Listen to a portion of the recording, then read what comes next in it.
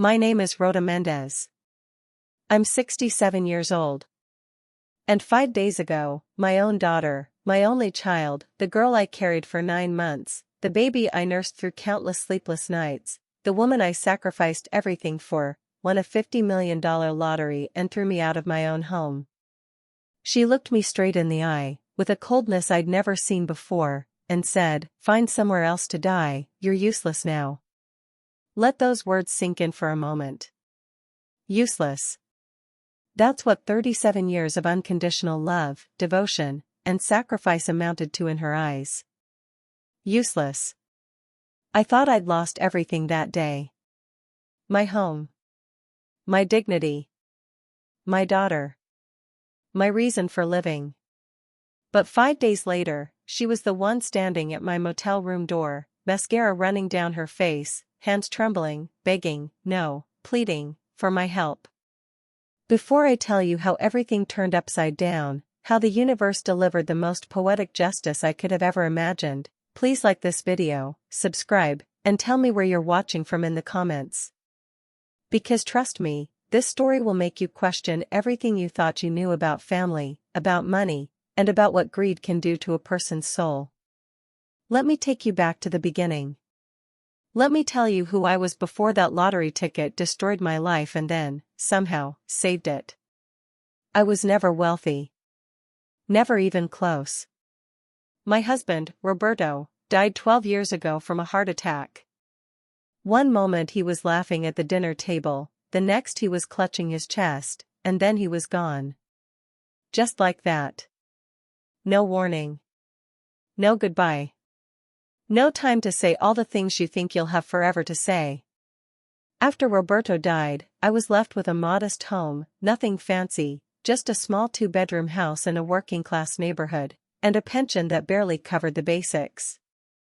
I learned to stretch every dollar, to shop sales, to make one chicken for the last 3 meals. I clipped coupons like my life depended on it because, frankly, it did. But you know what? I was okay with that. I was content.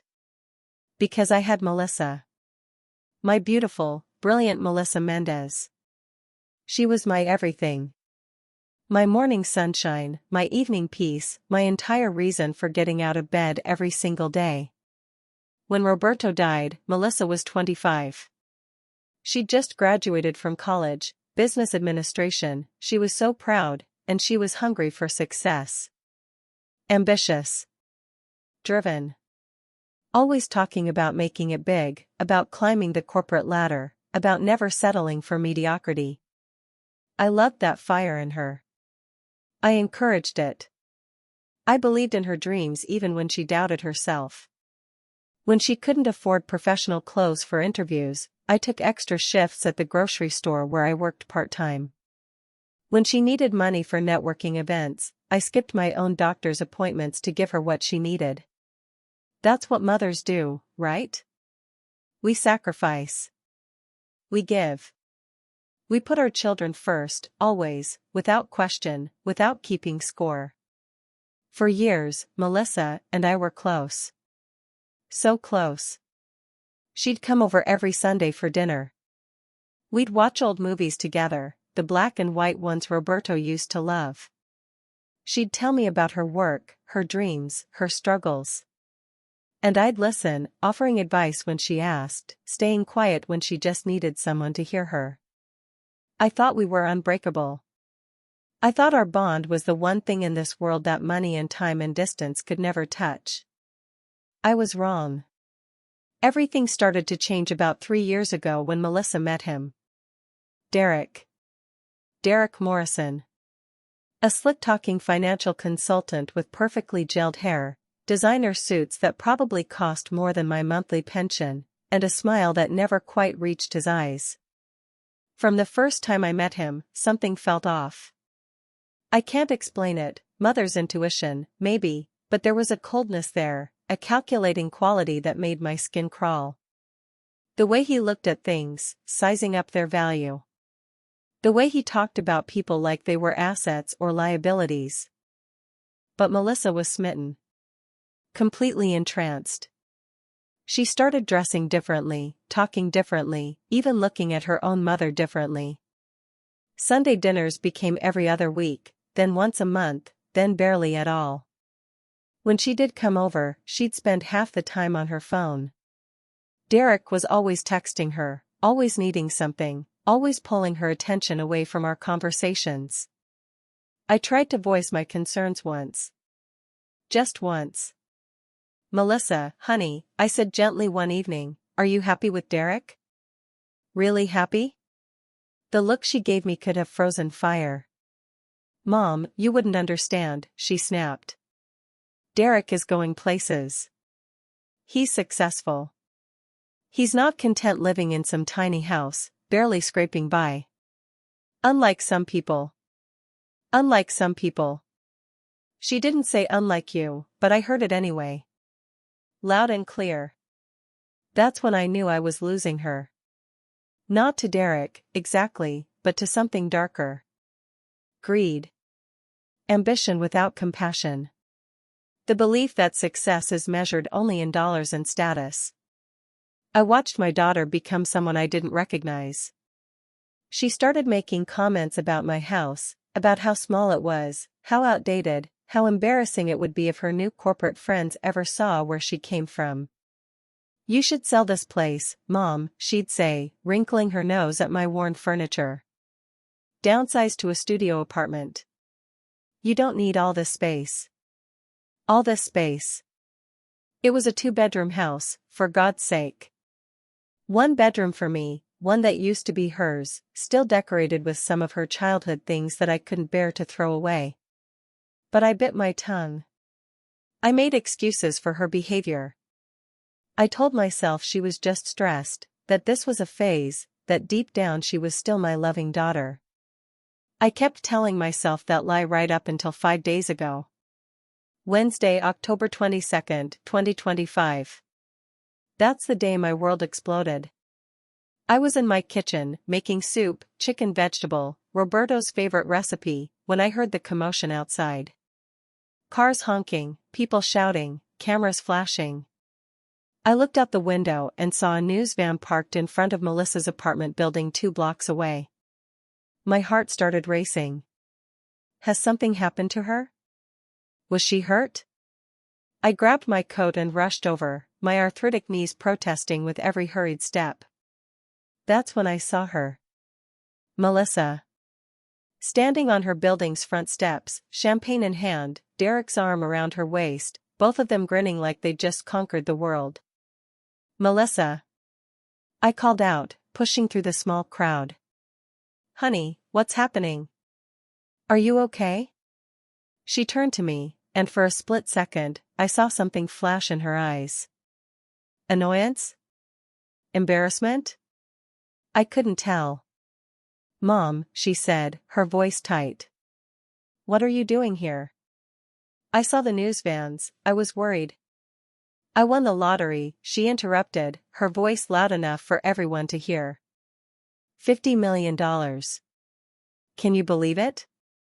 The crowd erupted in cheers and questions. Reporters shoved microphones in her face. But I just stood there, frozen, trying to process what she'd said.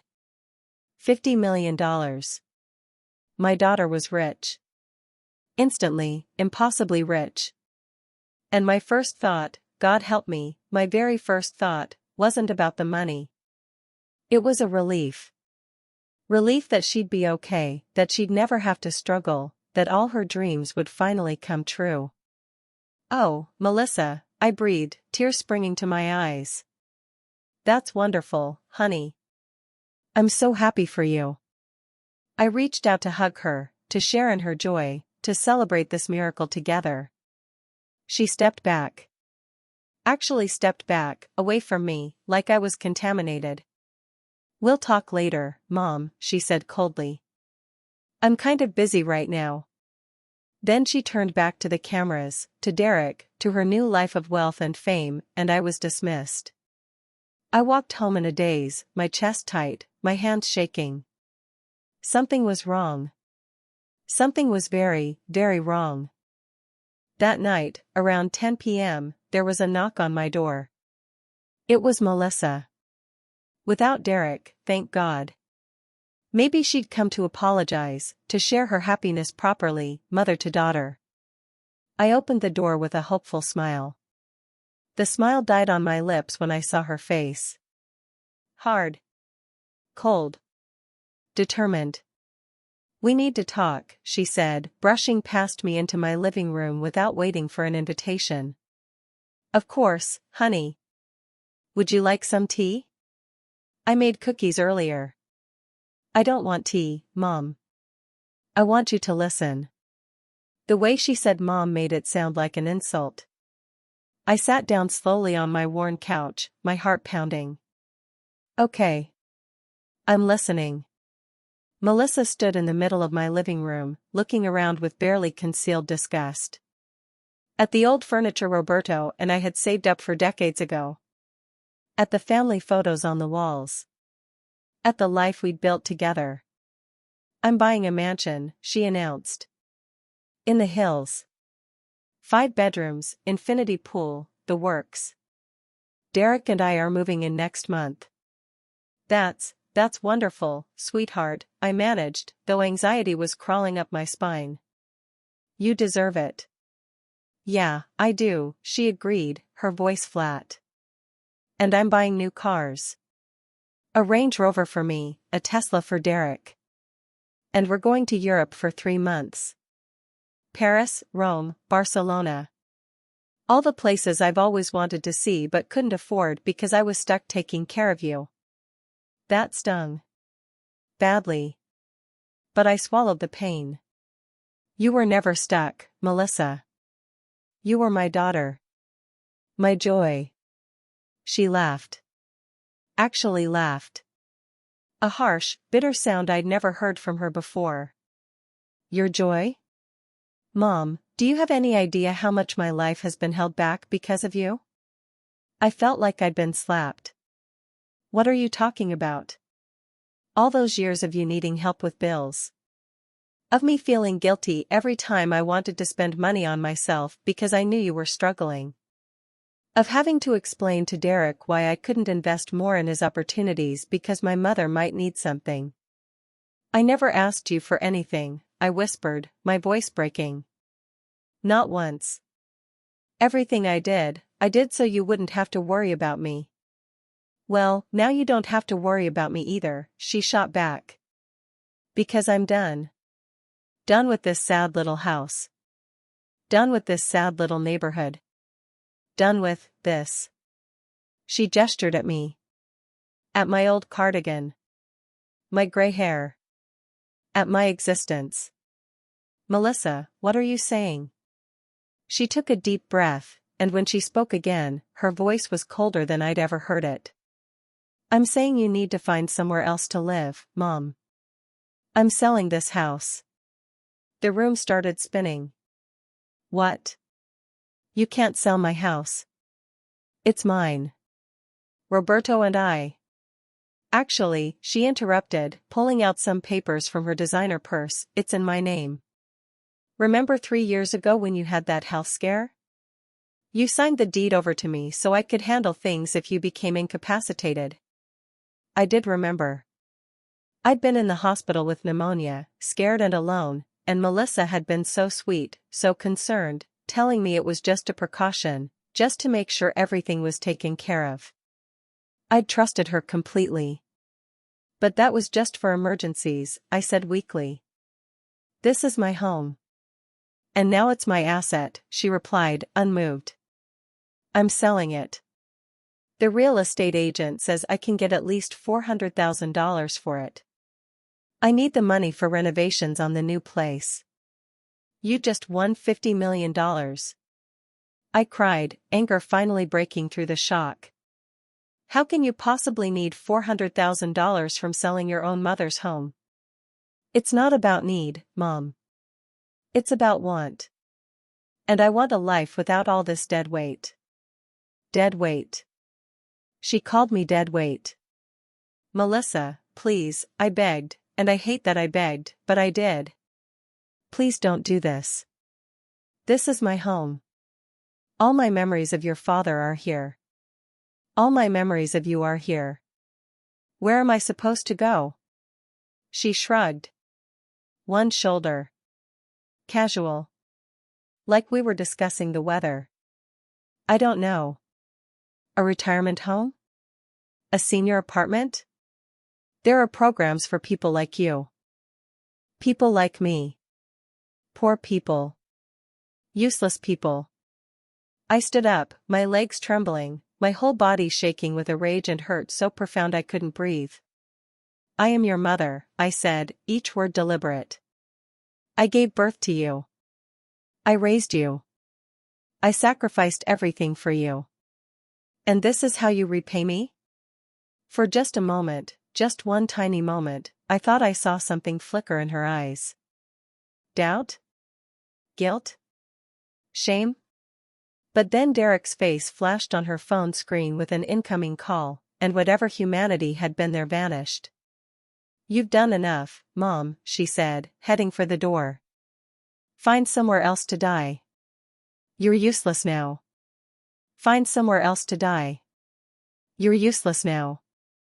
Those words echoed in my head as she walked out. As I heard her car, her new, expensive car that she'd already bought, drive away. As I collapsed on the couch and cried harder than I'd cried since Roberto died. I thought nothing could hurt worse than losing my husband. I was wrong. Losing my daughter was infinitely worse. Because Roberto didn't choose to leave me. Death took him. But Melissa? Melissa chose this. Chose greed over love. Chose money over the woman who gave her life. The next morning, I woke up on the couch, still in my clothes from the day before, my eyes swollen shut from crying. There was an envelope that had been shoved under my door. Inside was a formal eviction notice. 30 days to vacate the premises. Signed by Melissa Mendez, property owner. 30 days.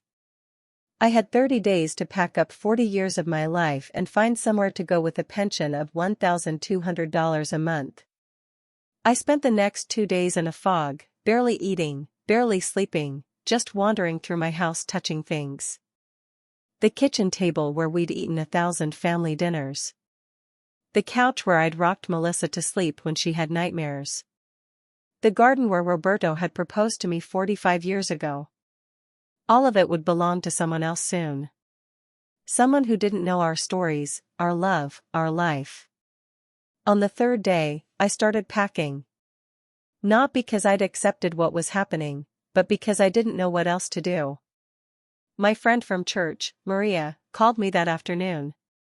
She'd heard through the neighborhood grapevine what had happened.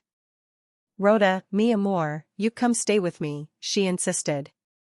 I have a spare room. You don't need to be alone. But Maria lived in a tiny one-bedroom apartment with her grandson. I couldn't impose on her like that. Thank you, Maria, but I'll figure something out, I lied. That evening, I searched online for places I could afford. Studio apartments in bad neighborhoods. Senior housing with year-long waiting lists. Rooms for rent in strangers' homes. The cheapest option I found was a weekly motel on the edge of town. $200 a week. That would eat up most of my pension, leaving barely anything for food or medication. But what choice did I have? On day 4, exactly 4 days after Melissa kicked me out of my own home, I packed 2 suitcases with my most essential belongings, locked up the house one last time, and took a bus to the Sunset Motel. It was exactly as depressing as it sounds. Peeling paint. Flickering neon sign. The smell of cigarettes and mildew seeping from every corner. The man at the front desk, a skinny guy in his 50s named Carl, looked at me with something like pity. Room 12, he said, handing me a key. Ice machine's broken, and sometimes the hot water doesn't work. Sorry. I took the key and walked to my room, dragging my suitcases behind me. Room 12 was small, dingy, with a bed that sagged in the middle and a bathroom with rust stains in the sink. But it was mine.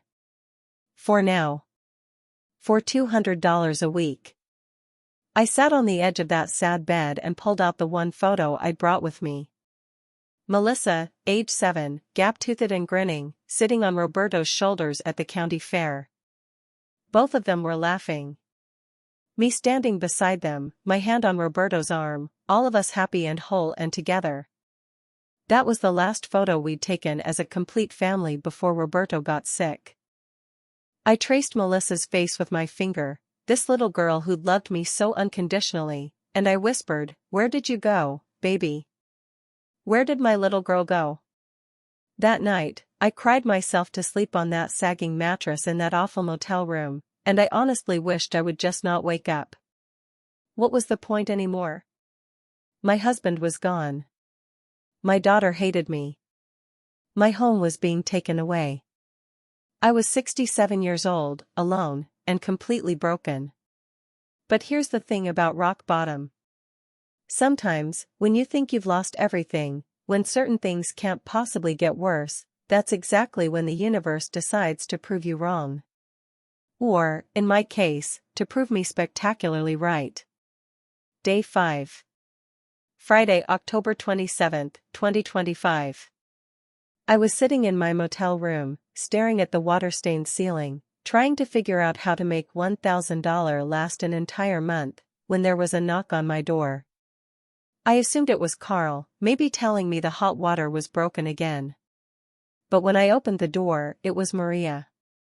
Sweet Maria, with her worried eyes and her warm heart, holding a cup of coffee and a bag of pan dulce. "I brought you breakfast," she said, brushing past me. Then she stopped, looked around the room, and her face crumpled. "Ay, Dios mío, Rhoda. No. No, no, no. It's fine," I lied. "It's temporary." Maria set down the coffee and bread, then pulled out her phone. "Have you seen the news today?" she asked. "No. Why would I? I don't care about the news. You need to see this."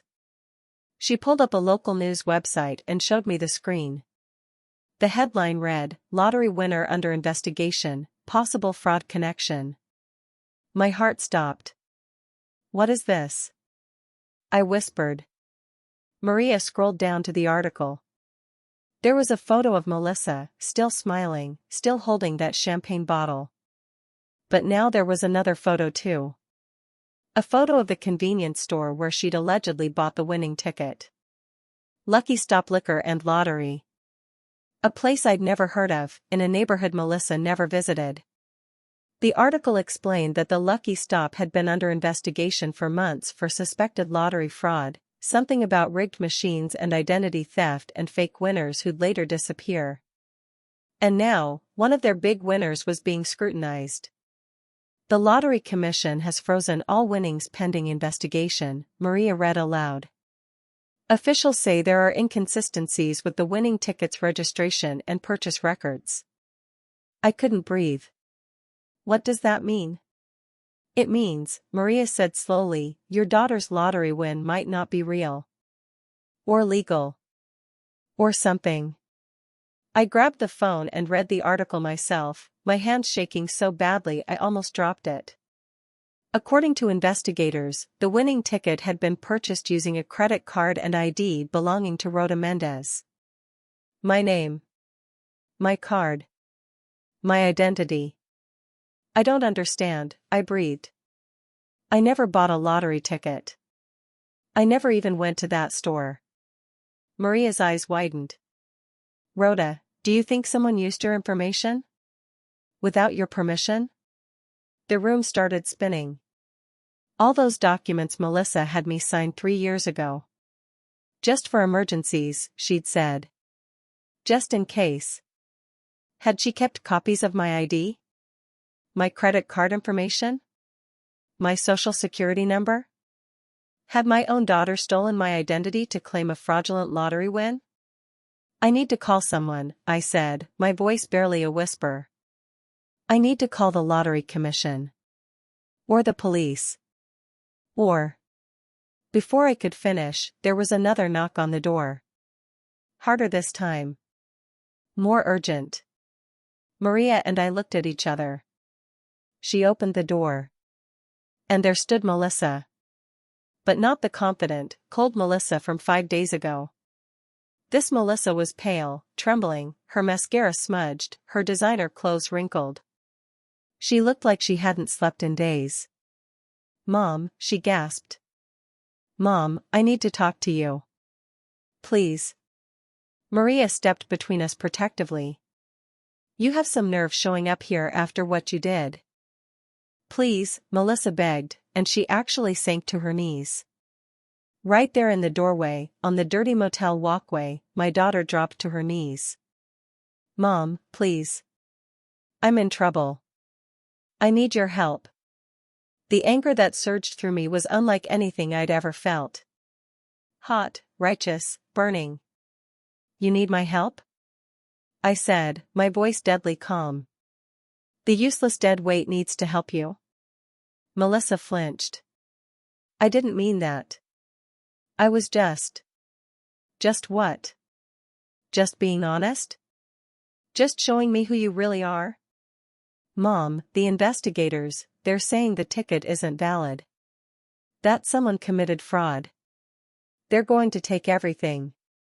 And they're saying," her voice broke. "They're saying I might go to prison." "Good," I thought viciously. "You deserve it." But I didn't say that. Instead, I said, "What does any of this have to do with me?" Melissa looked up at me with those big brown eyes, the same eyes that used to look at me with so much love when she was small. "The ticket," she whispered. "It was registered in your name. They're saying you're the legal owner. And that I stole your identity to claim the prize." The world tilted sideways. "What?" "Derek," she said quickly. "Derek said it would be safer to use your information instead of mine. For tax purposes," he said. "He's a financial consultant, he said he knew what he was doing." I trusted him. "I didn't think." "You didn't think," I repeated, ice in every syllable. "You threw your own mother out of her home, told her to find somewhere else to die, and you didn't think." "I'm sorry," she cried. "I'm so sorry. I don't know what happened to me. The money, Derek kept saying we needed to cut ties with our old lives, that you were holding me back, and I believed him, and I'm sorry, I'm so sorry." "Where is Derek now?" I asked. Melissa's face crumpled even more. "Gone. He disappeared yesterday. Took his car and his clothes and left me a note saying he couldn't be involved in this." "Of course he did. The rat abandoned the sinking ship." "The Lottery Commission wants to meet with you," Melissa continued desperately. "They need you to verify that you authorized the ticket purchase. If you tell them you gave me permission to use your identity, that you knew about it, then they might not press charges against me. They might just invalidate the win instead of calling it fraud." I stared at my daughter, this woman I no longer recognized, and I felt something inside me harden into stone. "Let me get this straight," I said slowly. "You want me, the woman you called useless, the woman you threw out of her own home, the woman you told to find somewhere else to die, to lie to investigators and possibly implicate myself in fraud charges, just to save you?" "You're my mother," she whispered. "Please." And there it was. The truth of it. I was her mother. Still. Always. Despite everything she'd done, despite every cruel word, despite the absolute devastation she'd caused, I was still her mother. But that didn't mean I was still her victim. "Get out," I said quietly. "Mom. Get out." I roared, and Melissa scrambled backward, terror on her face. "I'll be back," she said, her voice shaking. "I'll come back when you've had time to think. You'll help me. I know you will. You have to." Then she ran to her car, that expensive car she'd bought with my stolen identity, and drove away. Maria closed the door and turned to me, her face full of concern. "Rhoda, what are you going to do?" I sat down on the sagging bed, my mind racing. What was I going to do? That night, I couldn't sleep. I kept replaying everything in my head. The documents I'd signed 3 years ago. The way Melissa had insisted it was just for emergencies. The way Derek had always been whispering in her ear, calculating, planning. They'd used me. My own daughter had used me as a pawn in some lottery fraud scheme, then discarded me when she thought she didn't need me anymore. And now she was back, not because she loved me, not because she realized what she'd done wrong, but because she needed me again. The next morning, I made a decision. I called the number listed on the news article for the Lottery Commission investigation hotline. A woman answered. Professional, brusque. Lottery Commission, Fraud Investigation Unit. My name is Rhoda Mendez, I said, my voice steady. I understand you're investigating a winning ticket that was purchased in my name. There was a pause. Ms. Mendez, can you please? 3 minutes later, a different voice came on. Male, serious. Ms. Mendez, this is Detective Aaron Reeves with the State Fraud Task Force. We've been trying to reach you.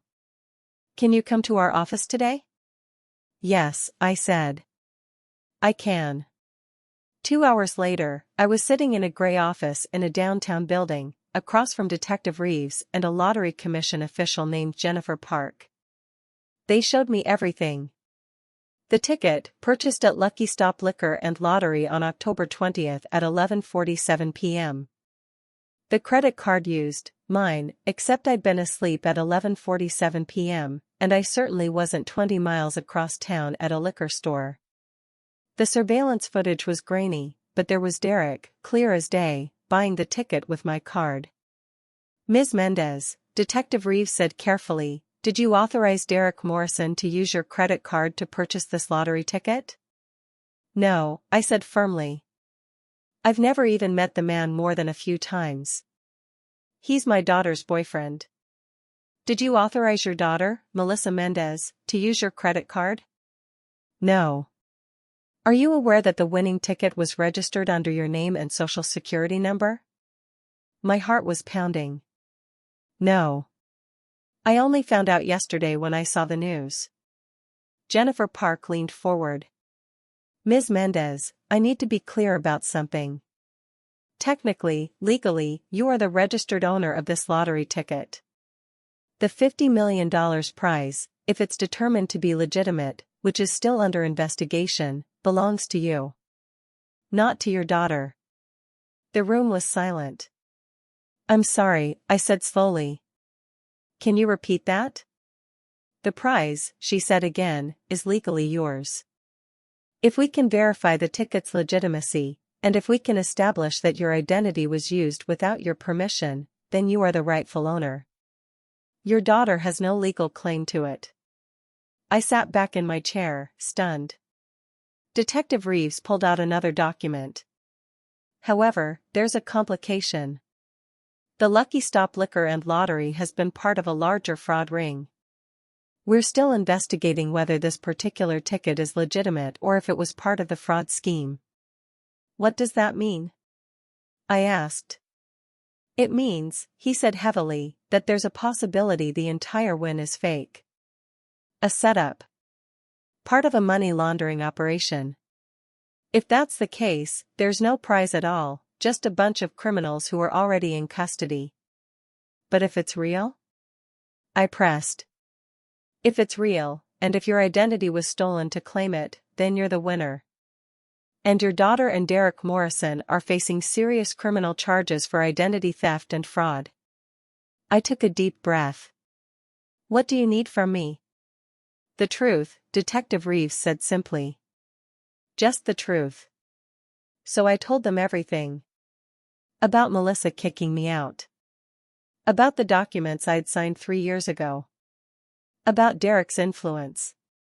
About the motel room I was living in now because my own daughter had sold my house out from under me. Jennifer Park's face grew darker with every word. When I finished, she said, Ms. Mendez, I'm so sorry this happened to you. We'll do everything we can to make this right. The next week was a blur of meetings, statements, documents, and lawyers. The investigation revealed that the Lucky Stop had been running a sophisticated scheme, but Derek and Melissa's ticket wasn't part of it. It was legitimately one. Derek had just chosen that particular store because he thought its shady reputation would provide cover. He'd used my stolen credit card to buy the ticket, then registered it in my name, thinking he and Melissa could claim it through some legal loophole Derek had dreamed up. But the truth was simple, the ticket was mine. Legally, undeniably mine. On November 3rd, 1 week after Melissa had shown up at my motel room begging for help, Detective Reeves called me. "Ms. Mendez, we're making arrests today. Derek Morrison and Melissa Mendez are being charged with identity theft, credit card fraud, and conspiracy to commit fraud. I thought you'd want to know." My hand tightened on the phone. "Thank you." "There's something else," he added. "Melissa has been trying to reach you. She's called our office dozens of times asking us to give you messages. Do you want to hear them?" "Did I? What do they say?" I asked. "Mostly apologies. And requests for you to drop the charges." "I can't drop charges I didn't file," I pointed out. "The state filed them." "She doesn't seem to understand that. She thinks if you tell us she has permission, everything will go away."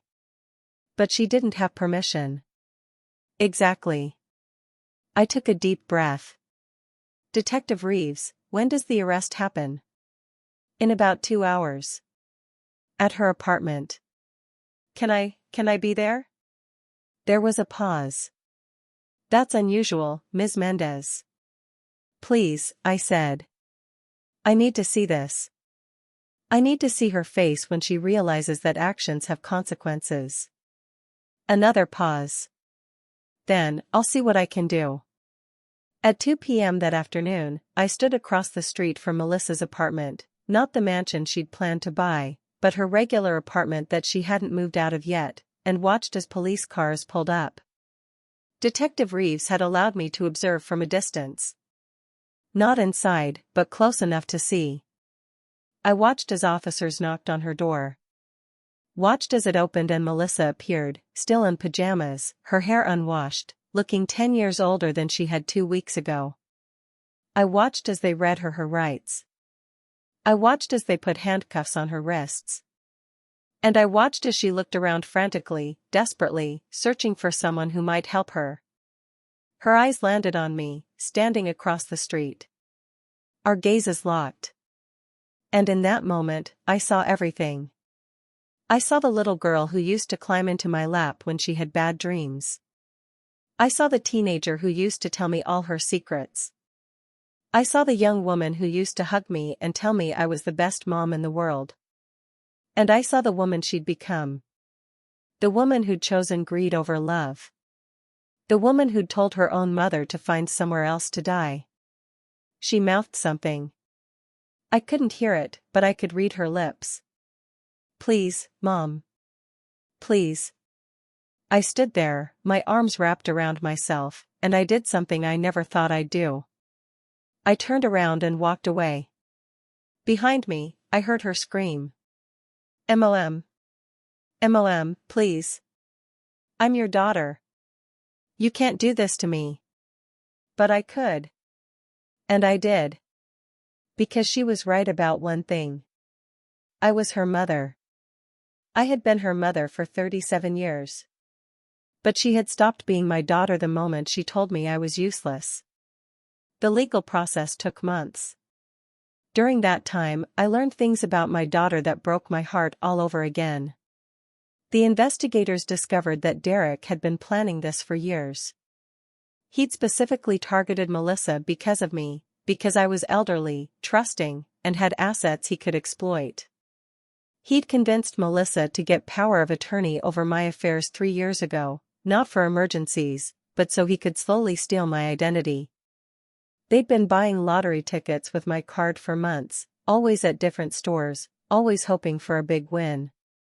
When they finally got one, Derek's plan was to take the money and disappear, leaving both Melissa and me to deal with the legal fallout. But Melissa, my foolish, greedy, stupid daughter, had believed him when he said they'd build a life together. The prosecution offered her a deal. Testify against Derek, admit to her role, show remorse, and she'd get a reduced sentence. She refused. I love him, she told her court-appointed lawyer. I'm not betraying him. Even after he'd abandoned her. Even after he'd used her. Even after everything. She was sentenced to 5 years in prison for identity theft and fraud. Derek got 12. I didn't go to either sentencing. I couldn't bear it. But here's where the story gets interesting. Where justice becomes something more than just punishment. In January 2026, the Lottery Commission officially awarded me the $50 million prize. $50 million. I stood in that office, staring at the oversized check they presented for the press photos, and I felt nothing. No joy. No excitement. Just a deep, profound emptiness. Because what good was $50 million when I'd lost my daughter? The money hit my account 2 weeks later. After taxes, it was roughly $32 million. $32 million that I never asked for, never wanted, and would have given away in a heartbeat if it could have brought back the Melissa I used to know. But it couldn't. That Melissa was gone. Maybe she'd never really existed at all.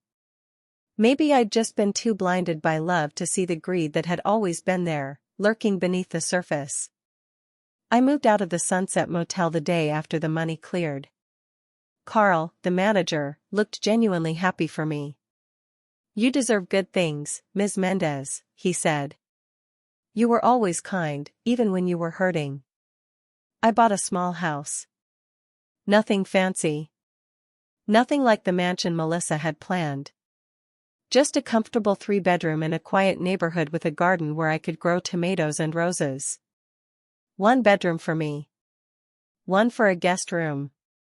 And one I left empty, with yellow walls, because yellow had been Melissa's favorite color when she was small. I don't know why I did that. Some stupid, desperate hope that maybe someday she'd come back changed, reformed, sorry. Maybe someday I'd have my daughter again. But I knew better. Prison doesn't always rehabilitate people. Sometimes it just makes them harder, angrier, more resentful. The letters started arriving 3 months after her sentencing. The first one was 4 pages long, handwritten on prison stationery. Dear Mom, it began. I know you probably hate me. I know I don't deserve your forgiveness. But I need you to know that I'm sorry. I'm so sorry for everything I said, everything I did. Derek manipulated me, but that's not an excuse. I made my choices. I chose money over you, and I'll regret it for the rest of my life. I don't expect you to write back. I don't expect anything. I just needed you to know that I'm sorry. Love, Melissa. I read it 3 times, crying, before I put it in a box in the closet. I didn't write back. The second letter came a month later. Shorter this time. Mom, I heard you won the lottery money. The other inmates keep asking me about it, about you. I tell them you're a good person. The best person. Better than I ever deserved. I hope you're doing something wonderful with the money. I hope you're happy. Love, Melissa. Into the box it went. The third letter arrived in May. Mom, I'm in a program here. Therapy. The counselor says I have to take accountability for my actions, not just blame Derek. She's right. I was greedy. I was cruel. I told you to find somewhere else to die, and those words haunt me every single night. I wake up hearing them in my own voice, and I hate myself. I don't expect you to forgive me. I haven't forgiven myself. But I want you to know I'm trying to be better. Trying to be the daughter you deserved. Even if it's too late. Love, Melissa. I held that letter for a long time before putting it in the box. By September, I'd received 12 letters. I'd answered 0. Maria kept telling me I should at least acknowledge them. "She's trying, Rhoda," Maria would say gently. "She's reaching out." "She's in prison," I'd reply flatly. "Where else is she going to reach out to?" But the truth was, I was terrified. Terrified that if I let her back in even a little bit, she'd hurt me again. Terrified that her apologies were just another manipulation. Terrified that I was too weak, too loving, too much of a mother to protect myself from my own daughter. In August of 2026, 10 months after winning the lottery, I did something I'd been thinking about for weeks. I established the Silver Hope Fund. It was a non-profit organization dedicated to helping elderly people who'd been abandoned or exploited by their own families. We provided emergency housing, legal assistance, counseling, and financial support to seniors who'd been left homeless, destitute, or vulnerable by the very people who should have protected them. I poured $5 million into it initially. Hired a staff member. Found a beautiful old building downtown that we converted into a resource center. The applications poured in. Hundreds of them. Elderly parents who'd been kicked out by their children. Grandparents who'd had their savings stolen by grandchildren.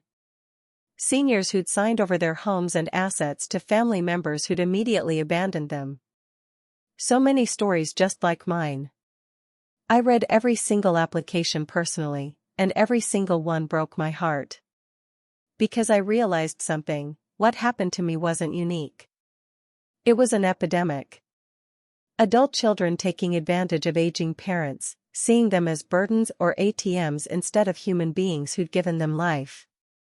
The first person we helped was an 82-year-old man named George whose son had put him in a nursing home and sold his house without permission. We got him legal representation, got his house back, and set him up with resources so he'd never be vulnerable again. When George came to our office to thank me, he hugged me and whispered, "God bless you. You're an angel." I wasn't an angel. I was just someone who understood his pain intimately. The Silver Hope Fund became my purpose. My reason for getting up in the morning. Every person we helped felt like a small piece of justice in an unjust world. The media found out about it, of course. Local news did a story. Then regional news. Then national. "Lottery winner uses fortune to help abandoned seniors," the headlines read. They wanted to interview me. I refused. This wasn't about me. This was about the hundreds of Georges out there who needed help. But one reporter was persistent. A young woman named Sarah Chen from a major news network. She called, she emailed, she even showed up at the Silver Hope Fund office. "Ms. Mendez," she said when I finally agreed to talk to her, "people need to hear your story. Not just about the charity, but about why you started it.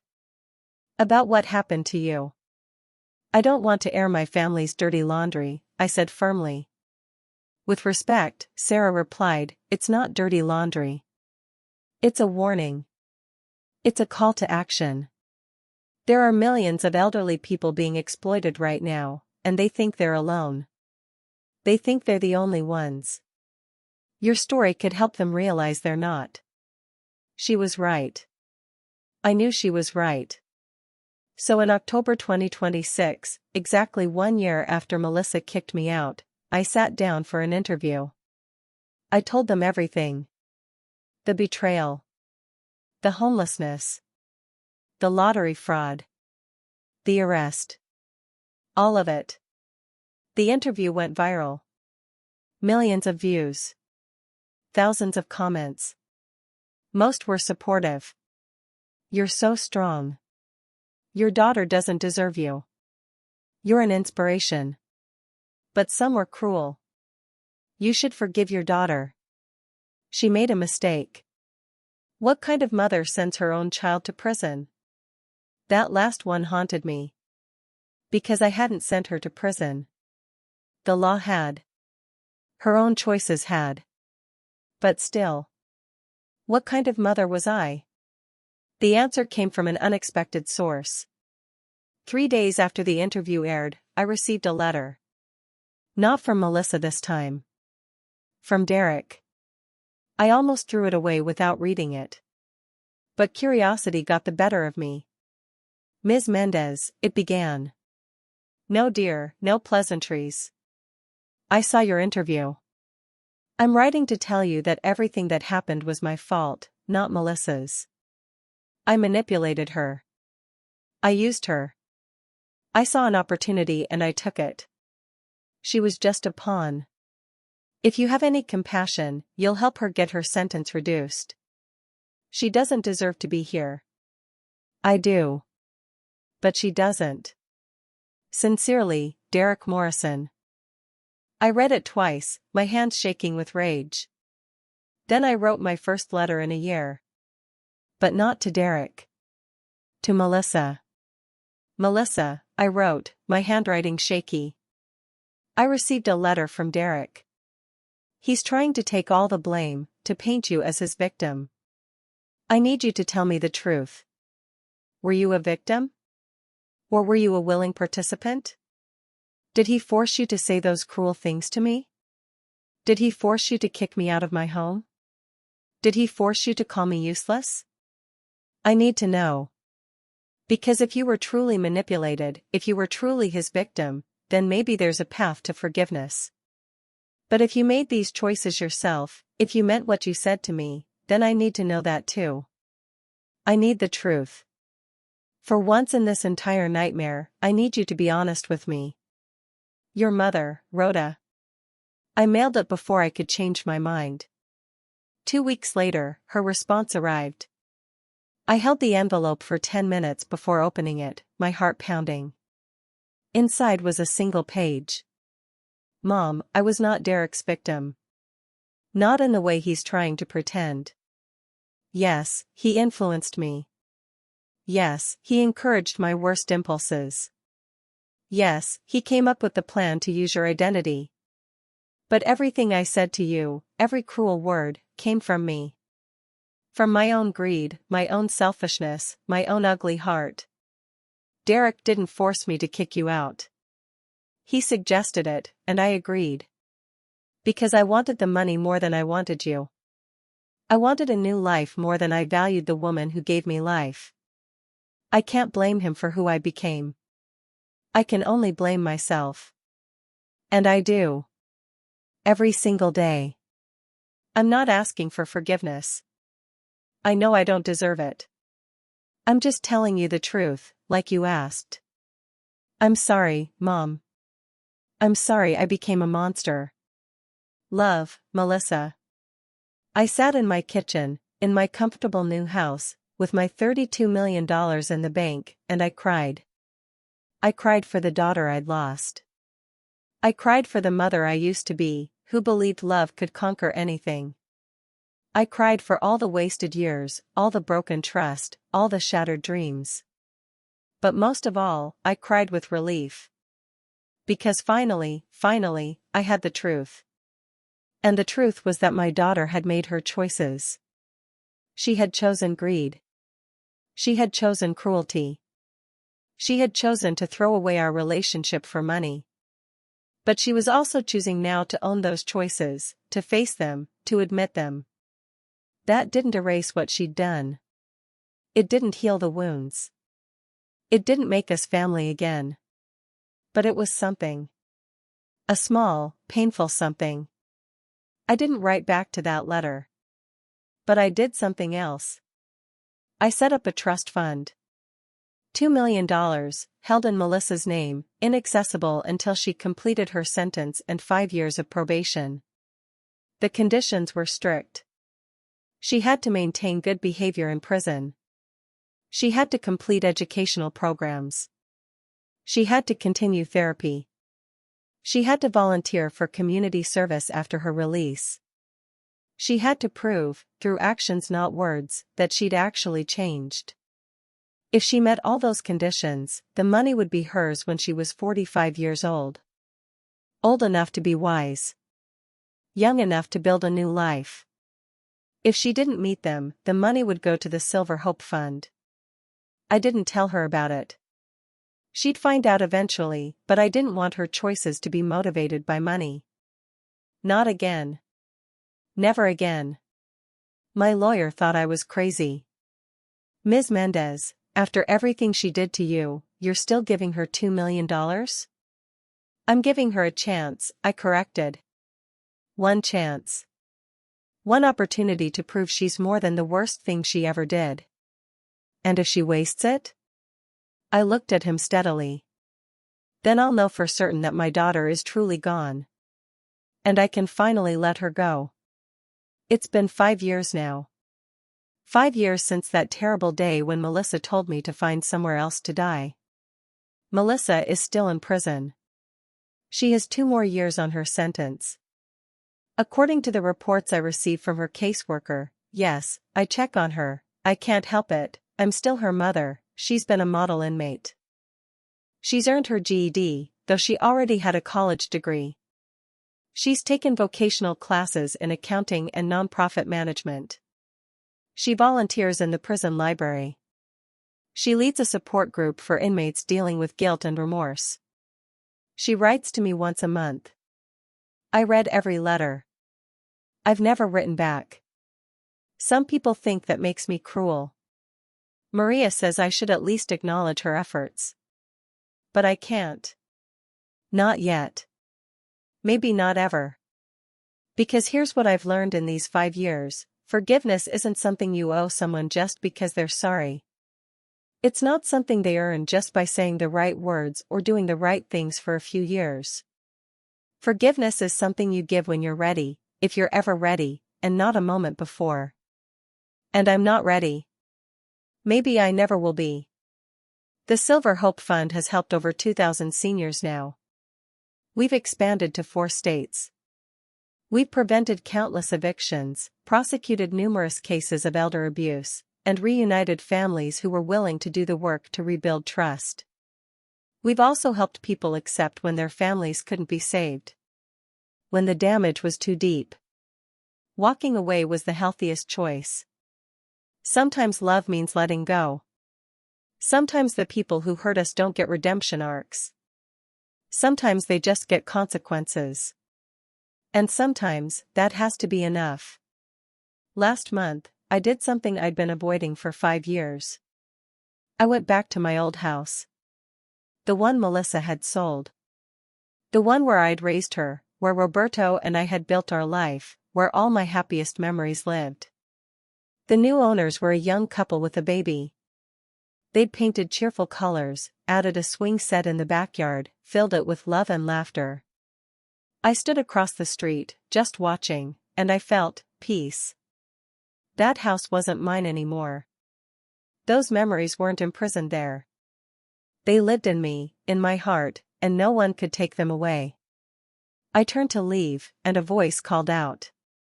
"Excuse me? Can I help you?" It was the young mother, holding her baby, looking concerned.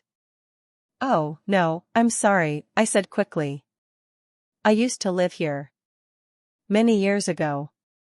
I was just remembering." Her face softened. "Would you like to come in?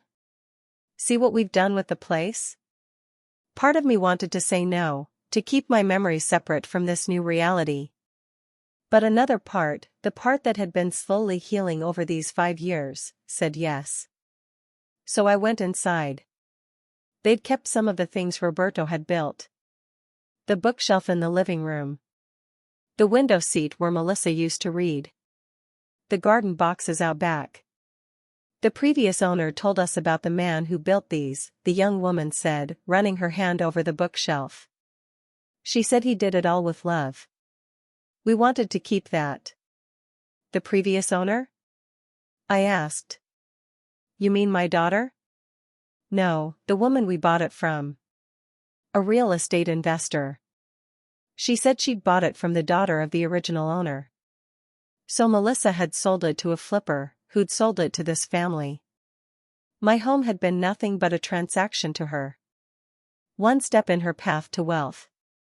I felt the old anger rise, but then I looked around at this home full of new love, new memories, new life.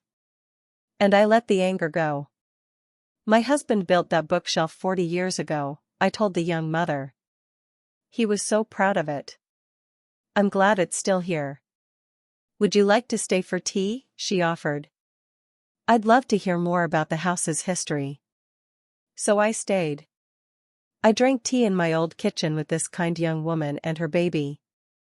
I told her about Roberto, about the garden, about the love that had filled these walls. I didn't tell her about Melissa. Some stories are too painful to share with strangers. When I left, the young mother hugged me. Thank you for sharing your memories, she said. We'll take good care of this place. We'll fill it with love, just like you did. I know you will, I said. And I meant it. So here we are. 5 years later. I'm 72 years old now. I live in a comfortable house. I run a charity that helps thousands of people. I have friends, purpose, peace. And I have a daughter in prison who writes to me every month, whose letters I read but never answer. People ask me all the time what the moral of my story is. What lesson I learned. What wisdom I can impart. Here's what I know: money doesn't change people. It reveals them. Melissa didn't become greedy because of that lottery ticket. She was already greedy. The money just gave her permission to show it. Derek didn't make her cruel. She was already capable of cruelty. He just encouraged it. And I didn't become strong because I lost everything. I was always strong. I just didn't know it until I had to be.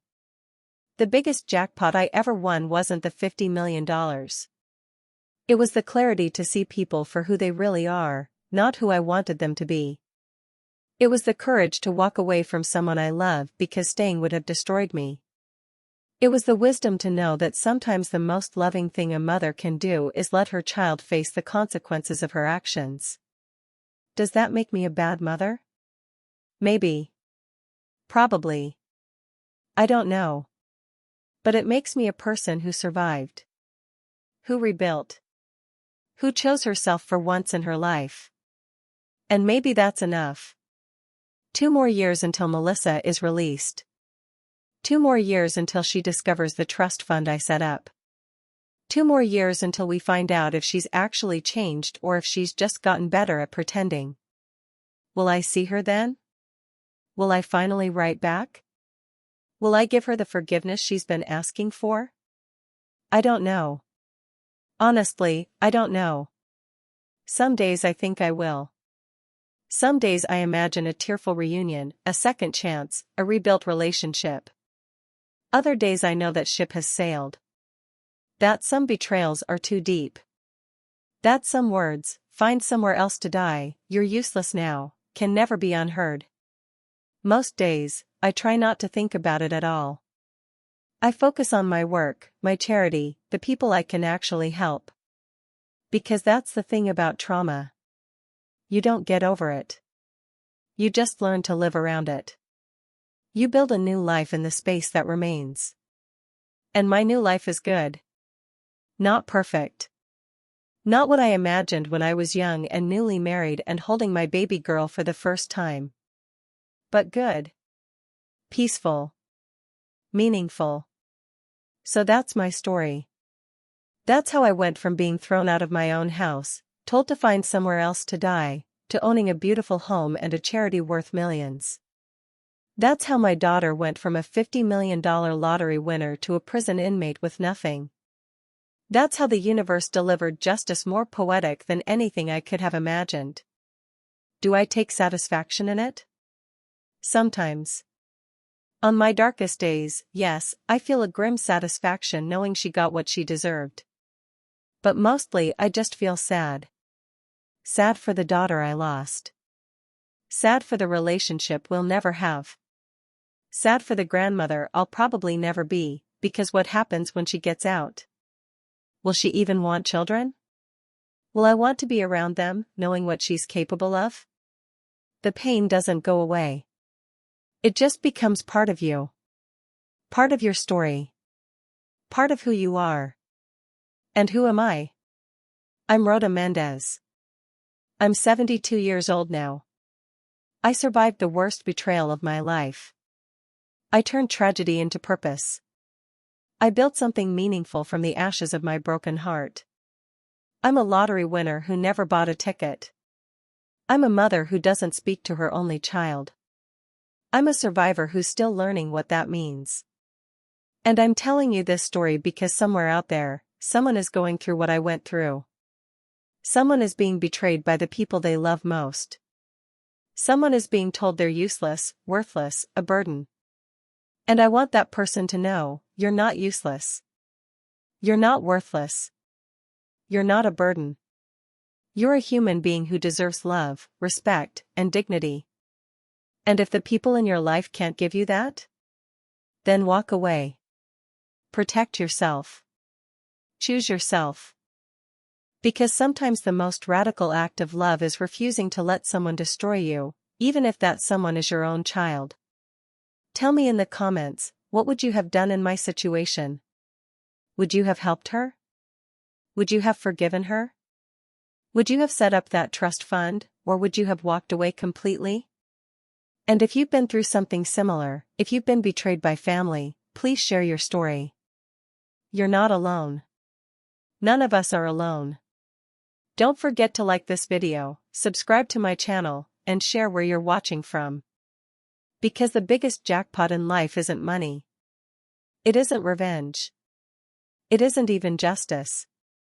It's peace. The peace that comes from knowing you survived. You're still standing. You built something beautiful from something broken.